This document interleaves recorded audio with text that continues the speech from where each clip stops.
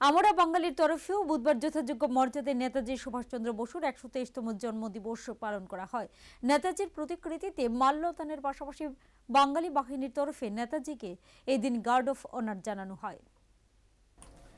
বুধবার নেতাজির জন্মজয়ন্তী পালনের উদ্দেশ্যে রাজধানী আগরতলায় সমবেত হন আমরা বাঙালির রাজ্য কর্মকর্তা সমেত অন্যান্য সদস্য এবং বাঙালি বাহিনীর সদস্যরা। দিবসটি পালনের পর বিভিন্ন বক্তারা তাদের ভাষণে বলেন, ভারতের বীর সেনানী নেতাজি সুভাষচন্দ্র বসু অখণ্ড ভারতের স্বাধীনতা চেয়েছিলেন। শুধুমাত্র রাজনৈতিক ক্ষমতা হস্তান্তরে নয়, তিনি চেয়েছিলেন অর্থনৈতিক স্বাধীনতাও।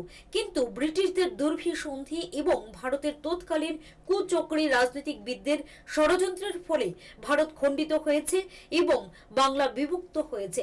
সাম্প্রতিক এনআরসি বা রাষ্ট্রীয় পঞ্জীকরণ আইনকে কালা আইন আখ্যায়িত করে আমরা বাঙালির রাজ্য সচিব ননীগোপাল দেবনাথ বলেন, বাঙালিদের কার্যত রাষ্ট্রহীন নাগরিকে পরিণত করার ষড়যন্ত্রে এই আইন আনা হয়েছে।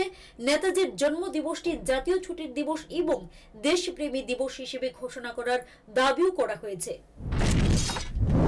নেতাজির প্রতিকৃতিতে আমরা বাঙালির তরফ থেকে মাল্যদান করা হয়েছে এবং বাঙালি বাহিনীর পক্ষ থেকে জানানো হয়েছে তাকে গার্ড অফ সাজির ফলে হিন্দি সাম্রাজ্যবাদী গোষ্ঠীর চক্রান্তের কারণে আজকে বাঙালিরা অসহায়, তারা রাষ্ট্রহীন নাগরিকে পরিণত হয়েছে অসম রাজ্যে এবং ত্রিপুরা, পশ্চিমবাংলা বা আরও অন্যান্য জায়গায় যেখানে বাঙালিরা রয়েছে তারা কেউ নিরাপদ এটা আমরা বিশ্বাস করতে পারছি না।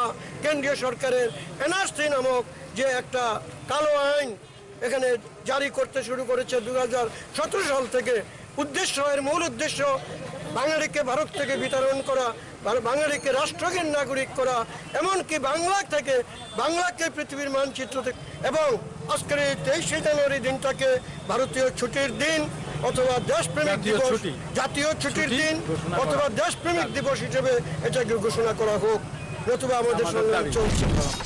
ভারত খণ্ডিত হয়ে যাওয়া বাঙালির ভূখণ্ডগুলি একসাথে জুড়ে বৃহত্তর বাঙালিস্তান গড়ে তোলারও দাবি করেন আমরা বাঙালির রাজ্য কর্মকর্তারা। বাঙালির মর্যাদা ও অস্তিত্ব রক্ষার জন্য বৃহত্তর বাঙালিস্তানের দাবি প্রাসঙ্গিক বলে মনে করেন তারা। নিজস্ব প্রতিনিধির রিপোর্ট, হাল্লা বল।